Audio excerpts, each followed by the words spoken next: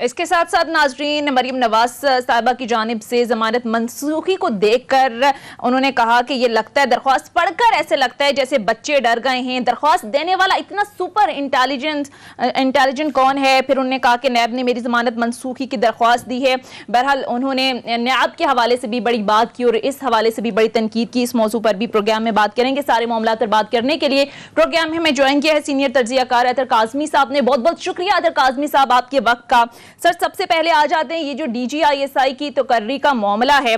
हमने देखा सर, इमरान खान की हुकूमत को 3 साल हो गए हैं, लेकिन अभी तक फौज को लेकर कोई ऐसा तनाज़ा सामने नहीं आया, बल्कि हमने देखा कि अपोजिशन तो इनके अच्छे मिसाली ताल्लुकात को लेकर इन पर इल्ज़ाम तराशी करती रही है कि ये सिलेक्टर्स हैं, सिलेक्ट होकर आए हैं। अभी भी हम देख रहे हैं हुकूमत अच्छे और मिसाली ताल्लुकात की बात तो कर रही है, लेकिन सर क्या वजह है अभी तक वो नोटिफिकेशन सामने नहीं आया, जिससे मुतालिक हमने देखा कि 6 अक्टूबर से लेकर तनाज़े, कंफ्यूजन और स्पेकुलेशन की जो नोटिफिकेशन वजह बना, अभी तक मामला क्यों नहीं सेटल हो रहा? देखिए ये तो सारा मामला है, इसको आप जिस मर्जी नजर से देखें, एक चीज तो माननी पड़ेगी, कहीं ना कहीं मामला मिस हैंडल हुआ है। जो चीज बड़े आसान तरीके से हल हो सकती, उसका इस तरह पब्लिक में आना यकीनन कोई नेक शगुन नहीं। लेकिन इसके साथ साथ अगर इस सारे चीज में कोई चीज एक्सपोज हुई है ना, तो वो जो सिविलियन बालादस्ती का एक टोला था ना, जो रोज नारा लगाते थे कि सिविलियन बालादस्ती, जो ही उनको शक गुजरा कि हो सकता है कि शायद फौज और हुकूमत के ताल्लुकात में कोई खराबी हो, तो फौरन वो जाके दूसरे कैंप में खड़े हो गए और कहा कि ये तो सिविलियन हुकूमत की गलती है, इनके ऊपर चढ़ दौड़ो। तो ये लोग सबसे ज्यादा एक्सपोज हुए हैं। लेकिन आपने जो क्वेश्चन किया कि मामला अभी तक ड्रैग हो रहा है, नोटिफिकेशन निकला, अभी कहा जा रहा है कि दोबारा निकाला जाएगा, ये वो चीजें हैं जो बहुत अरसा पहले सेटल हो सकती थी और वजीर आजम हाउस के अंदर ही सेटल हो सकती थी। और इसमें अब वजीर आजम साहब को खुद भी देखना चाहिए, जिस तरह मैंने पहले भी कहा था कि आप अगर देख लें जिन लोगों के मशवरों से एहतसाब चल रहा है, जिन बाबुओं के मशवरों से चीजें चल रही हैं, तो पहले जहांगीर तरीन साहब नाराज हो गए, आधी पार्टी वो नाराज हो गई, अब आपने इस तरह के ये मसाइल पैदा किए, तो कहीं ना कहीं आपको खुद भी देखना पड़ेगा। बाकी वुजरा जो मर्जी बयानात देते रहे, हम इसको जितना मर्जी शुगर कोट करते रहे, कहीं ना कहीं नाअहली जरूर हुई है और इसका किसी कतन भी सियासी फायदा हुकूमत को नहीं। सही। एहतशाम साहब, आपको भी लगता है कि मामला या इशू इतना बड़ा था नहीं, वैसे ही बना दिया गया और ये हुकूमत की तरफ से मामला मिस हैंडल किया गया, या किसकी तरफ से ये नौबत यहाँ तक आ गई? देखिए सोनिया, अथर जो बात कर रहे हैं बड़ी वजन है उस बात में ना, कि कहीं ना कहीं कुछ हुआ है। मतलब अदरवाइज इतने दिनों से मामला जो ख़त्म नहीं हो रहा, इससे जो नुकसान हो रहा है उसकी तरफ देखें। जो आप इंट्रो में भी आप बात कर रही थी, ये गैर यकीनी की सूरत हाल कितने खौफनाक तरीके से बढ़ रही है। आए दिन आप देख लें अतर स्टॉक मार्केट नीचे जा रही है, इकोनॉमिक कंडीशन हमारी वैसे ही ठीक नहीं है। IMF रोज़ाना नई शराइत के साथ सामने आ रहा है। World bank, Asian development bank सारी दुनिया में जो है ना वो उस हवाले से तंग कर रही है। FATA के मामला दूसरी तरफ हैं। तो इस सारे मामले तो मेरा ख्याल है ये फौरी तौर पर रियलाइज़ करना चाहिए कि गैर यकीनी की सूरत हाल कितनी नुकसानदेह होती है। मेरी अथर आज एक बड़े अहम आदमी से मुलाकात हुई, बहुत ही अहम आदमी है इस्लामाबाद के। मैंने उनसे पूछा, मैंने कि जी what went wrong, what did it happen. उन्होंने मुझे 4 बातें कही और बड़ी इंपॉर्टेंट बातें मैं चाहूँगा कि आपसे भी शेयर करूँ, अपने नाज़रीन से भी। एक तो उन्होंने कहा कि इस बहस में पड़े बगैर कि किसने क्या हुआ, किसकी गलती है, उन्होंने कहा फौरी तौर पर मामले को रैप अप करने की ज़रूरत है, इसको ख़त्म करें। लिंगर ऑन करना, इसको लटकाए रखना, वो कहते हैं ये बड़ा फेटल होगा, ये लफ्ज़ यूज़ किया गया। ये अदारों के लिए ठीक नहीं है, हुकूमत के लिए ठीक नहीं है, इंस्टीट्यूशन में जो है ना ये जिसको कहते हैं एक फ्रस्ट्रेशन पैदा होती है, बिटरनेस पैदा होती है, इसको निकालना चाहिए। फिर साथ ही वो ये कह रहे हैं, ये जो मुझे बताया गया कि जी बज़ाहिर इसमें कोई ऐसी बात नहीं थी। आज भी वो कह रहे हैं कि जी सिविल मिलिट्री तल्लुकात में कोई इतना बड़ा रखना नहीं आया। उनको ये देखना चाहिए कि आज इससे फ़ायदा कौन उठा रहा है। अथर मेरा नुक्ता जिसकी तरफ आपने भी बात की थी, मुझे एग्जैक्टली उन्होंने मुझे कहा कि देखें दोनों बैठते हैं, आर्मी चीफ भी और प्राइम मिनिस्टर भी, तो आप देख लें नेशनल इंटरनेशनल इश्यूज़ के ऊपर, हिंदुस्तान हो, कश्मीर हो, अफ़गानिस्तान हो, अमेरिका के साथ ताल्लुकात हो, यूरोपियन यूनियन हो, सब बातों में एक आवाज़ है।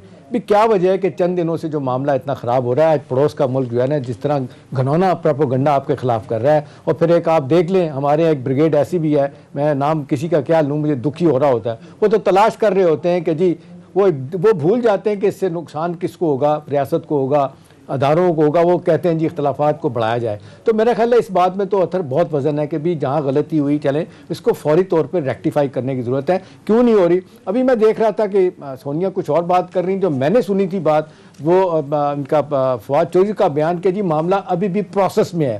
भाई मामला अगर प्रोसेस में है तो इसका मतलब है इट हैज़ रिजॉल्व, इसको ख़त्म होना चाहिए। ख़त्म नहीं होगा तो ये कंट्रोवर्सी बढ़ेगी, इस पे क्या साराइयाँ बढ़ेंगी और ये अच्छी बात नहीं है, हज़ारों के लिए नहीं अच्छी है। नोटिफिकेशन की बात है, नोटिफिकेशन आ जाएगा, पहले आपके साथ तय हुआ। मेरी कल की खबर ये थी कि ये सेकंड थॉट आया इस पर अथर ये जो हुआ, अदरवाइज़ ये पहले चीज़ें तय हो गई थी। और अगर ISI के चीफ की तैनाती की बात है तो वो भी ये इशू पहले तय हो गया था।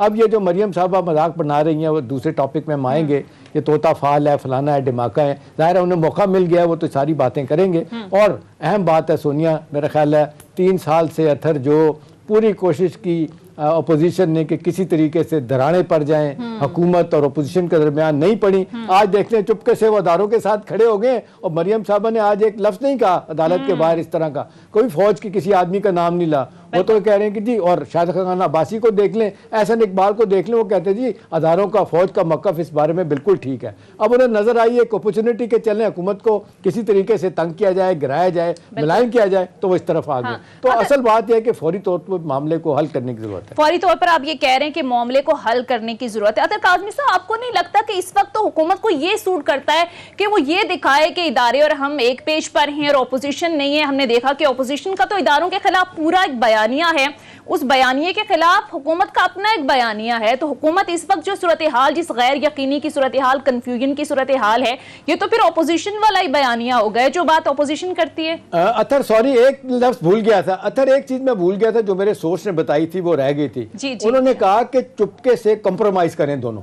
जी अतर साहब, देखिए सर, आपने भी, एहतशाम साहब ने भी जो चीजें पॉइंट आउट की और आपका भी जो क्वेश्चन है ये बड़ा इंपॉर्टेंट है कि ये चीजें वो हैं, इससे नुकसान किसको हो रहा है? इससे ना प्राइम मिनिस्टर साहब अपनी कोई पावर असर्ट कर सकते हैं कि, और ना ही इससे दूसरे किसी इदारे को फायदा होगा। इससे नुकसान ओवरऑल आपकी जो कौमी सतह के ऊपर नुकसान होता है इस तरह की चीजों से, जिस तरह स्टॉक एक्सचेंज का जिक्र किया सर ने अभी, आपका स्टॉक एक्सचेंज उसके ऊपर असर पड़ता है। दुनिया भर में जिस तरह मीडिया देखता है उन चीजों के ऊपर असर पड़ता है। अब देखिए इससे सियासी तौर पे वो क्या तासुर देने की कोशिश कर रहे हैं कि जी इमरान खान अपनी मर्जी का हेड चाहते हैं इस इदारे के अंदर, ISI के अंदर, इसलिए कि उनकी हुकूमत उसकी मर्जी के बगैर नहीं चल सकती या उनकी मदद के बगैर नहीं चल सकती। अब जो लोग ये तनकीद कर रहे हैं ये उसी सोच के हामिल है जिस सोच के तहत उन्होंने जियाउद्दीन भट्ट को लगाया था। वो ये समझते हैं कि जब हम अपना बंदा लगा देंगे तो सत्ते खैरा जो मर्जी करते रहेंगे। जियाउद्दीन भट्ट साहब का तो हम जिक्र करते हैं, मगर हम थोड़ा सा माजी में चले जाएं तो बीबी ने भी जनरल कल्लू को लगाया था जो रिटायर्ड जनरल थे। क्या वो दोनों हुकूमतें बचा सके? क्या बीबी की हुकूमत बच गई या मियां साहब की हुकूमत बच गई? मसला यहाँ पे है। के मुआविन खुसूसी आमिर डोगर साहब ने तो कल इस बात की तस्दीक की है अतर काज़मी साहब कि काबीना इजलास में बाकायदा तौर पर प्राइम मिनिस्टर ने ये बात की है। जी बिल्कुल। और देखें ना कि इसमें इस वक्त इशू जो समझने की चीज ये है कि इस दफा पहली दफा एक हमारे पास एक ऐसी हुकूमत है जिसका आप उस पर 100 तनकीद कर सकते हैं, एतराजात कर सकते हैं, लेकिन आपको रियासत एज ए रियासत बिहेव करती हुई नजर आ रही है। अगर अफगानिस्तान का मसला है तो उसमें अगर फौज की स्टेक है, ISI की स्टेक है, फॉरेन ऑफिस की स्टेक है, तो सियासी क़यादत की भी स्टेक है। पहले तो सियासी लोग इन चीजों का नाम ही नहीं लेते थे, वो तो मोदी, खलबोशन और कश्मीर का नाम नहीं लेते थे। तो अब इमरान खान साहब की जो हुकूमत कह रही है वो यही कह रहे हैं कि उनको थोड़ी सी रिजर्वेशंस हैं कि जो अफगानिस्तान का मसला और जिस बेहतरीन तरीके से मौजूदा ISI की टीम ने उसको हैंडल किया, अफगानिस्तान के बहरान के बाद हमने देखा कि दुनिया भर से जो स्पाई चीफ्स थे, खुफिया एजेंसियों के सरबरान थे, वो बाजमात पाकिस्तान आए और उन्होंने कहा कि जी हमें ब्रीफिंग दें और बताएं कि क्या हो रहा है। तो इस हवाले से हुकूमत का मौकिफ था कि थोड़ा अरसा वो और रहते तो शायद उसमें कोई बेहतरी आ सकती।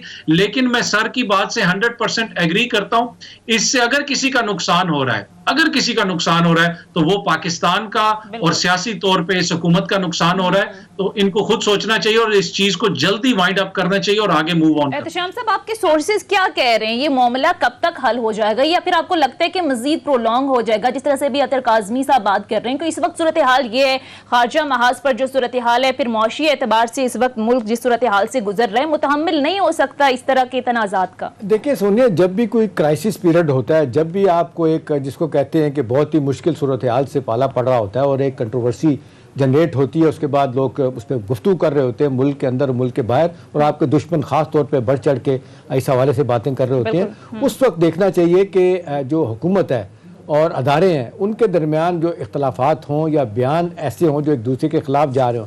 मसला सर मेरे लिए बड़ी हैरत की बात है कि फवाद चौधरी साहब जिस अंदाज से इस सारे मामले को टैकल कर रहे थे उसमें बड़ा वजन भी आ रहा था, लेकिन आमिर डोगर साहब जो चीफ व्हिप हैं उनका जो बयान आज देखें लेके सारी अपोजिशन चल रही है, उनके ये अल्फाज मेरे लिए बड़ी हैरत की बात है कि जी अगर फ़ौज की इज़्ज़त है तो प्राइम मिनिस्टर की भी इज़्ज़त है।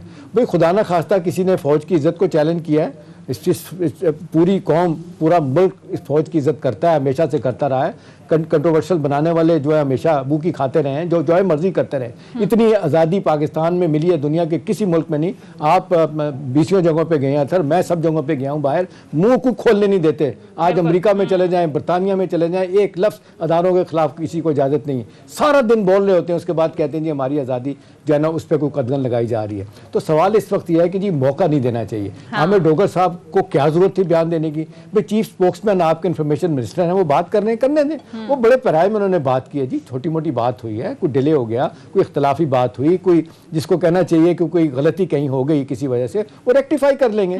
अब उसको जब एक बंदा इस तरह का बयान देगा कि जी फौज की अपनी इज्जत है तो प्राइम मिनिस्टर की भी है, तो लोग इसको कैसे इंटरप्रेट करेंगे? मेरा ख्याल है एक जो मैसेज ऑफ वननेस जाना चाहिए अथर, वो हुकूमत के एक चीफ स्पोक्समैन की तरफ से जाना चाहिए। हर आदमी को हर टॉपिक पे नहीं बोलना चाहिए। सही, ठीक है। अब जरा एक ब्रेक का वक्त हुआ चाहते हैं, ब्रेक के बाद जब होंगे तो अतर काज़मी साहब से मैं पूछूंगी कि अभी जिस तरह से एहतशाम साहब ने बात की, फवाद चौधरी साहब की कल की जो प्रेस कॉन्फ्रेंस है उसने कंफ्यूजन या गैर यकीनी की सूरत हाल को जायल किया, कम किया या फिर इसको मजीद बढ़ा दिया? इस पर जरा कमेंट लेंगे, ब्रेक लेते नाज़रीन, स्ट्रेट।